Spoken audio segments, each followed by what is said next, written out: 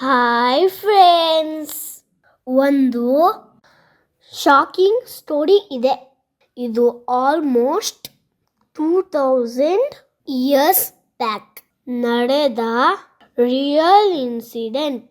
ಇಟಲಿಯಲ್ಲಿ Pompeii ಅಂತ ಒಂದು beautiful city ಇತ್ತು.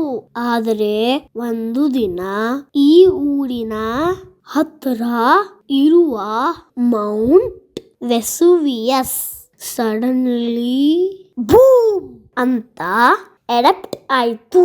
ಲಾವಾ, ಆಶ್, ಸ್ಮೋಕ್ ಎಲ್ಲ ಸಿಟಿ ಮೇಲೆ ಬಂದು ಕವರ್ ಆಯ್ತು.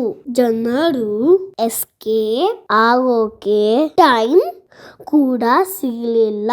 ಹೋಲ್ ಸಿಟಿ ಆಶ್ ನಲ್ಲಿ ಕಂಪ್ಲೀಟ್ಲಿ ಬರಿ ಆಯ್ತು. ಬಟ್ ಫ್ರೆಂಡ್ಸ್, ಅಮೇಜಿಂಗ್ ವಿಷಯ ಏನಂದ್ರೆ ಈಗಲೂ ಕೂಡ ಪೊಂಪೈ ಸಿಟಿ ಪ್ರಿಸರ್ವ್ ಆಗಿದೆ. ಬಿಲ್ಡಿಂಗ್ಸ್, ರೋಡ್ಸ್, ಪೀಪಲ್ ಶೇಪ್ಸ್ ಕೂಡ ಇಂಟ್ಯಾಕ್ಟ್ ಆಗಿದೆ.